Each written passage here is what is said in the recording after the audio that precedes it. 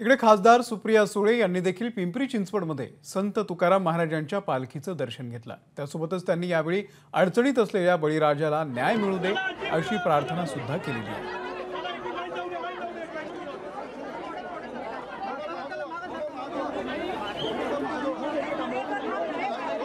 रामकृष्ण हरी आज वारीच्या ह्या अप्रतिम अशा वातावरणात सदानंद आणि मी पालखीचं स्वागत करण्यासाठी आणि आशीर्वाद घेण्यासाठी आलोय।